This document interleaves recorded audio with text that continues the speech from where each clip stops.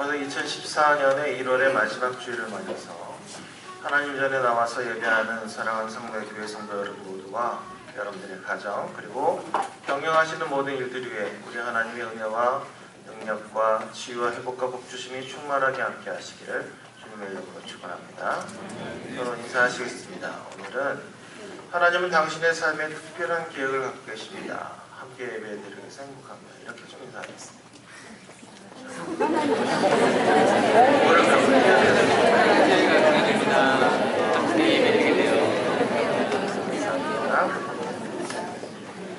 얘기하면 알아들으셔야겠죠. 항상 가슴에 손으로 다짐하겠습니다. 예수 하나님께서 보실 때 나는 예수님 생만큼 소중한 사람이다. 시작. 하나님께서 보실 때 예수님만큼 소중한 사람이다. 맞습니다. 하나님께서는 그래서 오늘도 이렇게 새날을 주셔서 우리로 한 달도 안 된 이 한 해 동안 이미 실패한 것과 또 허물된 것이 있음에도 불구하고 다시금 새로 시작하실 기회를 주시는 것입니다. 그래서 우리는 적어도 우리가 하나님 보실 때에는 두고 보시기도 아까운 사람들입니다. 그러므로 하나님께서 보실 때 정말 이렇게 아까워하는 믿음의 삶들을 다 살아가시기를 주님의 이름으로 부탁드립니다. 오늘 마태복음 4장 말씀을 본문으로 예수님의 음성 듣기라는 제목으로 하나님 말씀을 증거하겠습니다. 구약시대에 모세오경에 나타난 하나님 말씀이나 모든 예언자를 통해서 말씀하신 하나님 말씀은 대부분 사실 경고와 심판의 말씀이었습니다.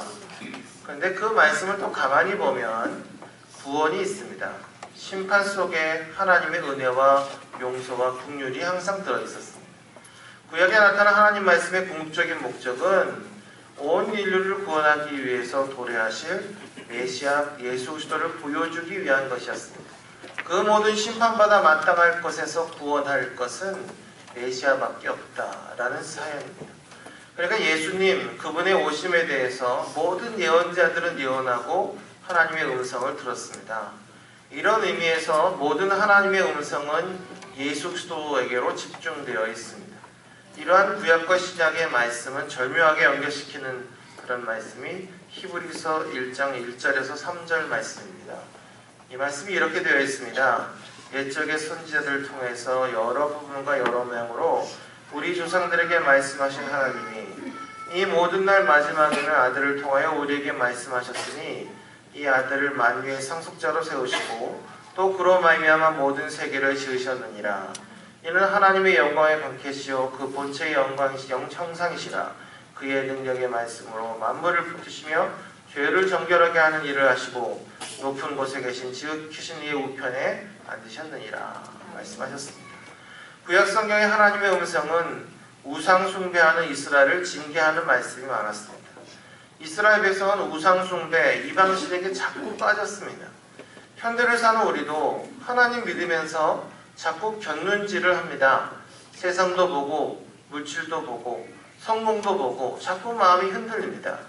이스라엘 백성이 아브라함과 이삭과 야곱의 하나님의 이야기를 들었고 홍해의 기적과 광야의 기적을 알고 있었는데도 불구하고 순간순간 위태하게 타락하고 배신했습니다. 하나님이 가장 싫어하는 우상 숭배와 이방 민족과 결혼도 했습니다. 하나님께서는 이스라엘 백성들에게 먼 훗날 메시아가 나타나야 하기 때문에 이 백성의 자국을 보호하셔야 됐었습니다. 하나님은 강대국인 아수르, 바벨론, 바사를 사용해서 이스라엘을 고통 속에 몰아넣고 괴롭게 하셨습니다. 그런데 그렇게 이스라엘 백성이 고통을 당하면서도 우상 숭배하는 것을 보고 가슴 아파하고 몸부림쳤던 사람들이 바로 예언자들입니다. 그들은 하나님의 비전을 알기 때문에 그랬습니다. 왜 고난을 주는지, 왜 성전을 부수는지, 왜 집을 회파하는지를 알기 때문에 이 하나님의 그 계획을 알기 때문에 그들은 가슴이 아팠습니다. 바로 순결한 하나님의 백성을 만들기 위해서였습니다. 그들 가운데 메시아를 태어나도록 하기 위해서였습니다. 이것이 구약에서의 하나님의 음성입니다. 이 구약 메시지를 신약 시대에 선포한 사람이 세례요한입니다. 그는 예수님이 오시기 전에 예언자와 같은 사람이었습니다. 세례요한은 세상을 향해서 회개하라고 외쳤습니다. 또 높은 산을 낮게 만들고 낮은 골짜기를 높게 만들어 주의 길을 예비하는 자로 광야에 섰습니다. 그는 젊은 나이에 헤로다에게 목이 잘려 죽고 말았지만 그 도덕적 부패와 종족 타락을 그냥 두지 않았던 하나님의 사람이었습니다. 세례요한이 그렇게 부도덕하고 부패를 보지 못하고 목숨을 걸고 외친 것은 메시아가 올 것이기 때문이었습니다. 그는 구약의 예언자와 같이 하나님의 음성을 가슴에 품고 살았습니다. 히브리서 1장 3절에 보면 예수님은 하나님의 영광의 광채시다 이렇게 말했습니다. 예수는 빛이고 길이고 진리인 것입니다. 그는 본체의 형상이십니다. 그는 능력의 말씀으로 만물을 붙드시고 죄를 정결케 하시고 높은 곳에 하나님 우편에 앉아 계십니다. 시온성과 같이 높은 우뚝 솟은 예수 그리스도, 바로 그분의 말씀의 초점이요 그 말씀이 육신이 되어 우리 가운데 오신 것입니다. 여러분이 예수를 믿게 된 것을 참으로 축하드립니다. 여러분 그분을 여러 평생을 통해서 찬양할 수 있기를 바랍니다. 그분께 영광을 올려드리시는 것이 정말 지혜롭고 복된 것입니다. 그분이 바로 이 땅에 오셨습니다. 갈릴리 해변에 오셔서 말씀하셨습니다. 병들고 절망하고 좌절하는 많은 사람들에게 예수는 빛이 되고 희망이 되셨습니다. 결국 이렇게 구약의 하나님의 음성이란 신약의 예수님의 음성 듣는 것으로 연결되었습니다. 말씀이신 예수 그리스도, 영광의 형체이신 예수 그리스도의 그분의 음성을 듣지 못한다면 구약은 하나의 신기루에 불과한 것입니다. 그리고 성령님의 음성도 결국 예수님께로 집중되어 있습니다. 성령님이 예수님을 높이고 그분의 구원을 우리에게 전하고 그분의 영광을 돌리기 위해서 우리에게 오신 줄로 믿습니다. 여러분이 듣는 성령님의 음성은 예수님의 심정을 놓고 듣지 않으면 무의미합니다. 바울이 3층 천의 체험을 하고도, 그 놀라운 체험을 하고도 말하지 않은 것, 저는 이해할 수 있을 것 같습니다. 오직 그리스도의 십자가만을 높이기 위해서 그랬습니다. 너무 화려한 영적 세계를 말하면 사람들이 혼동할까봐 오직 십자가만을 자랑한 것입니다. 우리가 한동안 한 20년 됐나요? 이 하늘나라에 대한 천국 갔다 온 사람이 너무 많았습니다. 그래서 굉장히 많은 사람들이 천국 간증을 했어요. 그럼 천국 간증을 하면요 어떤 현상이 일어났냐면 하나님이나 예수님이 궁금하지 않고 천국이 궁금했어요. 천국에 어떤 아파트가 있고 금으로 만들었던 아파트인데 몇 돈일까 이런 거나 생각하고 막 그랬어요. 어떤 사람은 저 사람 갔다 온 천국은 저렇고 저 사람 갔다 온 천국은 저런데 천국이 왜 다 다를까 뭐 이런 걸 생각하고 저한테 물어보더라고요. 제가 대답을 했습니다. 천국이 뭐 상부대 아파트만 한 줄 아냐, 엄청 넓어서 하나는 천국 광주에 갔다 오고 하나는 천국 서울 갔다 오고 이게 다 다르지 이렇게 말도 안 되는 얘기를 했습니다. 예수님에 대한 관심이 없는 것이죠. 더 은사와 또 그런 환상을 보다가 자 이런 것을 보기 시작하면 십자가를 읽습니다. 우리는 오직 나를 위해서 온 인류를 위해서 피와 땀 흘리신 십자가 예수 그리스도를 집중해야 건강한 신앙생활을 할 수 있습니다. 이것이 성령님의 음성입니다. 예수님은 세상에 태어날 때부터 성령님과 아주 밀접한 관계가 있었습니다. 첫째로 갈라디아 4장 4절에 보면 여자의 몸에서 나왔다 이렇게 되어 있습니다. 남자를 통해 나오셨다는 말은 없습니다. 인간적인 방법과 과정이 아닌 하나님의 계획과 방법으로 구별된 것입니다. 예수님께서 이 세상에 오시는 것은 성령으로 오셨습니다. 그것이 성령님과의 첫 번째 관계입니다. 마태복음 1장 20절에 분명하게 그에게 잉태된 자는 성령으로 된 것이다 이렇게 되어 있습니다. 그런데 이렇게 성령으로 잉태된 것이라고 말을 했는데도 사람들은 그걸 안 믿고 예수님을 사생아로 만들고 싶어 합니다. 예수님과 마리아를 연애하는 관계로 만들고 싶어 합니다. 왜냐하면 우리 자신이 수준이 그렇기 때문입니다. 현대인이 사랑의 본질을 이해해보지 못했기 때문에 예수님의 사랑을 이해할 수가 없습니다. 예수님이 여자에게서 나셨지만 예수님은 성령으로 태어나셨습니다. 여기서부터 예수님의 음성과 성령님의 음성이 연결되는 겁니다. 공생애의 시작도 성령님과 함께 하십니다. 마태복음 3장 13절을 보면 요한에게 세례를 받으려고 하십니다. 이 세례 사건부터 예수님의 공생애가 시작됩니다. 예수님이 세례 받으신 후에 하늘이 열리고 하나님의 성령의 비둘기같이 예수님 머리 위에 임하는 사건이 있습니다. 바로 하늘에서 성령의 큰 임재가 임한 것입니다. 저는 오늘 우리들에게도 이런 성령 충만한 임재가 함께 하시길 축원합니다. 예수님이 세례요한에게 세례 받으실 때 하느님이 하늘문을 열고 성령을 부어주셨습니다. 그때부터 예수님이 움직일 때마다 기적이 일어나고 능력이 나타났습니다. 만일 여러분이 너는 내 사랑하는 아들이요 내 기뻐하는 자라 이런 말을 들을 수만 있다면 아마 다른 게 필요 없을 것입니다. 우리는 예수님 한 분만으로 만족합니다. 하나님의 음성, 성님의 음성 이것을 듣는다면 우리는 아마 여러분의 신앙은 지금 이 수준으로 있지는 않을 것입니다. 너는 내 아들이다. 이게 굉장히 중요합니다. 여러분 마음에 이런 확신이 있다면 우리는 어떤 위기와 절망과 고난과 억울함과 괴로움이 있더라도 그게 문제가 되지 않을 것입니다. 그 확신만 있으면 그냥 좀 아프면 되고 그냥 좀 망하면 되고 뭐 어쩌다 죽으면 됩니다. 그게 아무런 문제가 안 됩니다. 왜?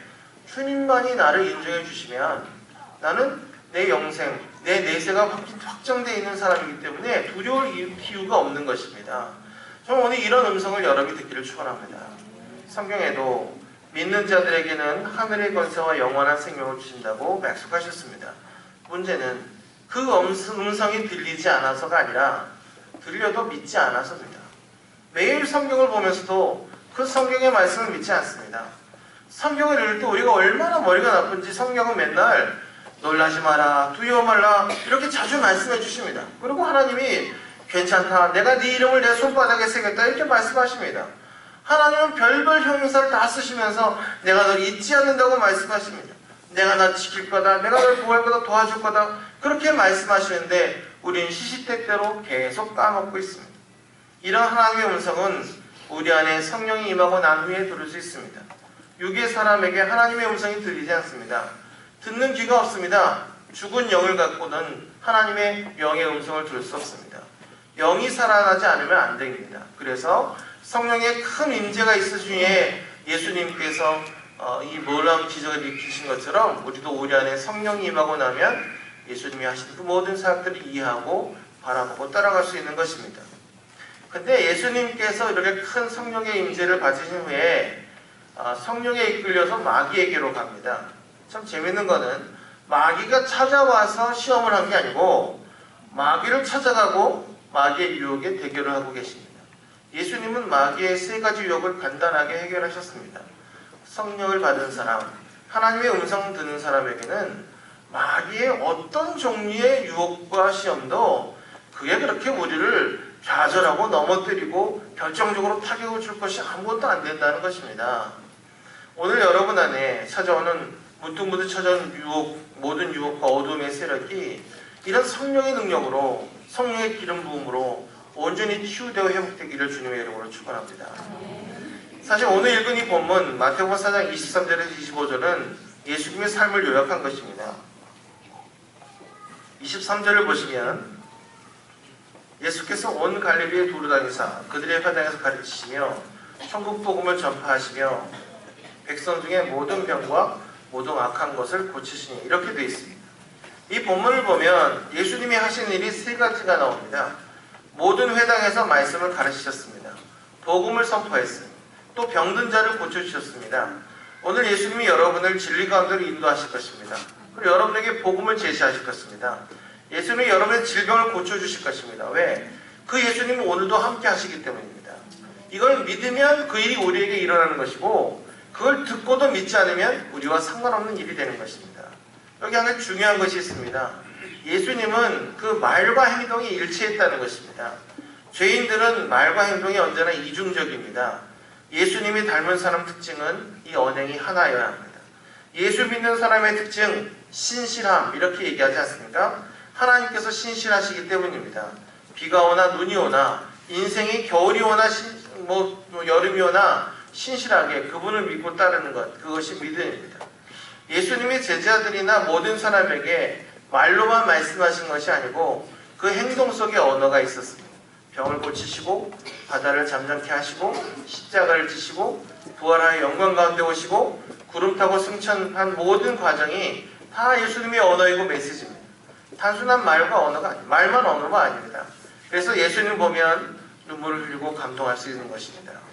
예수님의 메시지가 가득 찬 신약에 가득 차 있는 것을 보면 몇 가지로 정리가 됩니다. 예수님이 언제나 강조한 메시지는 아버지와 나는 하나다 이 말씀이십니다. 나를 본 자는 아버지를 보았다고 하셨습니다. 이 말은 내가 곧 하나님이고 구원자다 그런 말씀입니다. 우리가 이것을 이해하지 못하면 참으로 우리가 예수님을 믿고 구원을 받는데 하나님 뭐 하시냐? 뭐 이런 식으로 생각할 수도 있습니다. 근데 어떤 사람은 하나님은 하나님 아버지시고 예수님은 아들인데 이게 어떻게 같냐? 뭐 이런 얘기도 하고, 또 성경에 보면 예수님께서 하나님의 아들이다 그러니까 참나마도다 뭐 이런 소리를 얘기했어요. 왜냐하면 지가 하나님하고 똑같다고 얘기한다 이런 것이었어요. 하나님하고 하나님의 아들은 사실 동격입니다. 왜냐하면 여러분이 우리가 동물들을 키우잖아요, 그렇죠? 소 새끼는 송아지고 개 새끼는 강아지고 그렇잖아요. 근데 강아지는 뭐예요? 그건 개죠. 왜? 어차피 그 개가 되잖아요. 소가 커서 갑자기 말이 되지는 않잖아요. 그러니까 그의 자녀는 그와 똑같은 것을 의미하는 거예요. 하나님의 자녀라고 아들이라고 얘기한 것은 바로 하나님이다. 이런 의미를 바로 가지고 있습니다. 자, 또 다른 예수님 메시지는 그리스도의 삶의 기준에 대한 것입니다.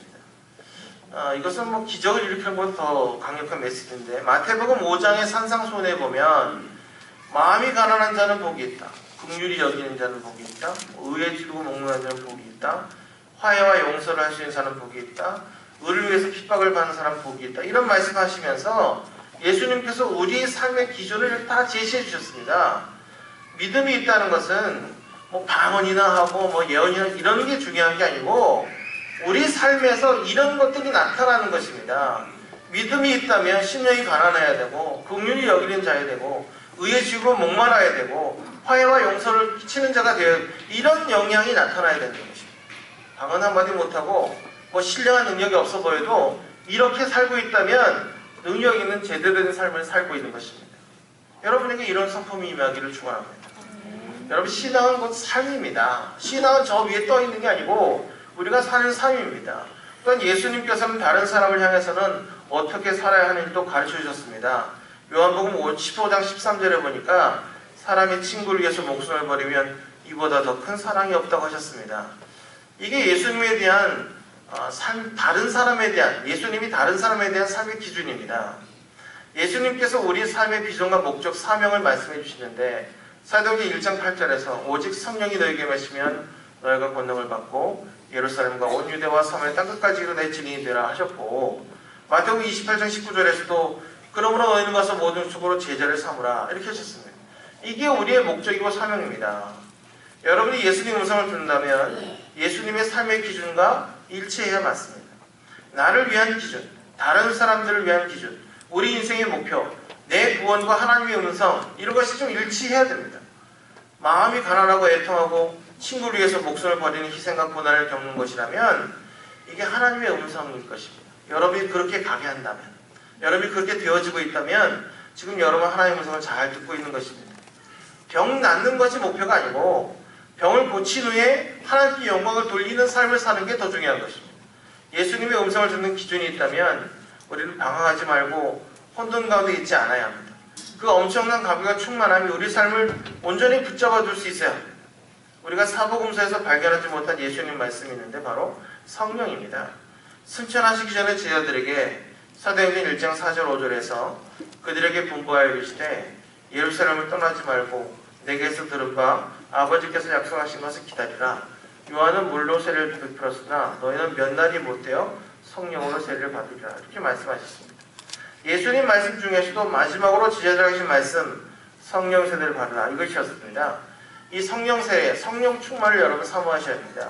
물론 옛날에는 예수를 믿는 것과 성령 세례가 다른 경험으로 왔습니다. 물론 지금은 예수를 믿을 때 성령이 내주하시고 우리에게 필요한 성령 충만함이라고 하겠습니다. 이 성령의 충만함은 사람마다 믿음의 성숙도와 성령 지식에 따라서 깊이와 무게가 좀 다릅니다. 날마다 주님을 섬기고 성령 안에 살면서 성령의 세계가 얼마나 깊고 오묘한지를 맛보는 사람에게는 이런 성령 충만함이 곧 능력인 것을 경험하게 됩니다. 요한복음 14장에서 16장에 보면 예수님이 성령에 대해서 자세하게 여러 번 말씀하셨습니다. 요한복음 14장 12절에 보니까 내가 진실로 너에게 이르노니 나를 믿는 자는 내가 하는 일을 그도 할 것이요 또한 그보다 큰 일도 하리니 이는 내가 아버지께로 감이라. 자, 그러니까 여기서 보면 이런 큰 일을 할 것이다. 그런데 갑자기 내가 아버지로 감이라 했어요. 여기서 아버지께로 간다는 것은 뭐냐면 그 대체자, 보혜사 성령이 오신다는 것을 전제한 말입니다. 보혜사 성령이 오시면 예수님이 미처 하지 않았던 일까지도 우리가 할 것이다. 이렇게 말씀하신 것입니다. 너희는 온천 안에 다니면 복음으로 세상 시끄럽게 할 텐데 그 이유는 내가 아버지께 가서 보혜사가 너희를 온전히 역사하시기 때문이다. 이렇게 얘기하고 있는 것입니다. 근데 제자들은 아무도 이 말을 이해 못합니다. 그런데 그들이 이 말을 이해한 사건이 오순절 사건 이후였습니다. 다락방에 성령이 임했을 때에야 이 말을 이해하게 됩니다. 성령에 대한 얘기는 사실 말해줘도 잘 모릅니다. 그리고 체험해봐야. 요한복음 14장 16절 이하에 보면 내가 아버지께 구하겠으니 이런 말씀이 나옵니다. 성령을 보내달라고 구하신 분은 예수님입니다. 예수님은 육으로 오신 하나님이시고 영으로 오신 예수 그리스도가 바로 영원토록 우리와 함께 있을 성령입니다. 내 이름으로 보내실 보혜사, 예수님의 이름을 갖고 있는 보혜사 성령이 우리 안에 계십니다. 14장 17절을 보면 그분이 바로 우리 안에 있음을 말씀하십니다. 그분이 여러분의 입을 열어서 찬양하게 하십니다. 입을 열어서 기도하게 하시고 여러분의 미움과 살인과 분노를 포기하게 하십니다. 그 대신 사랑과 용서를 말하게 하십니다. 내가 할 수 없는 것을 하게 하시고 불가능한 것을 하게 하십니다. 병을 이기게 하십니다. 이분이 바로 성령님이십니다. 여러분 안에 그분이 계심을 믿으시기 바랍니다. 여러분 좀 확인하십시오. 그분은 여러분 안에서 여러분 대신 말하고 듣고 보고 계십니다. 성령의 사람, 영의 사람은 성령이 가게 하시는 곳으로 가고 말하게 하시는 것을 말하는 사람입니다. 찬양은 영으로 이성으로 하는 것입니다. 그 영이 영원히 떠나지 않게 하겠다는 것이 바로 예수님이셨습니다. 내가 너희를 고아처럼 버려두지 않겠다 약속하셨습니다. 우리는 잊혀지거나 버려진 사람이 아닙니다. 하나님의 귀중하고 보배로운 자녀들입니다. 요한복음 14장 26절 이하에도 예수님께서 성령에 대해서 말씀하셨습니다. 우리에게 말씀을 생각나게 하시는 게 성령님입니다. 기억나게 하시고 가르치시고 평화를 주십니다. 오늘 여러분에게 이런 평안이 임하기를 축원합니다. 예수님은 요한복음 15장 26절 27절에서 성령님에 대해서 계속 말씀하십니다. 성령님의 특징은 예수님을 증거하는 겁니다. 성령의 역사와 기적은 예수님을 높이는 것입니다. 그러므로 성령을 받은 사람의 특징은 인격적 변화와 증인이 되는 삶을 사는 것입니다. 그런데 우리는 너무 은사와 능력만을 강조합니다. 여러분은 예수님을 닮은 성품과 인격이 있기를 바랍니다. 여러분 어떤 특별한 능력, 다른 사람이 보이는 찬란하고 휘황찬란한 이런 것들 거기에 여러분 마음 쏠리지 말고 여러분이 정말 온전히 하나님을 제대로 믿게 되고 주의 음성을 들리고 예수님 닮은 성품으로 변화되고 있다면 여러분 그 어떤 사람보다 능력 있는 삶을 살고 있는 것입니다. 이렇게 요한복음 14장부터 16장까지 예수님이 성령을 설명하셨습니다. 예수님은 성령님에 대해서 너무나 잘 알고 계셨습니다. 성령의 역할과 속성에 대해서 말씀하셨습니다. 이것은 성령 충만 받아야 된다는 결론에 우리로 하여금 이르게 됩니다. 왜? 이렇게 제자가 되고 증인이 되고 그리스도인답게 살려고 하면 우리가 우리 자신의 힘으로 안 된다는 걸 알게 됩니다.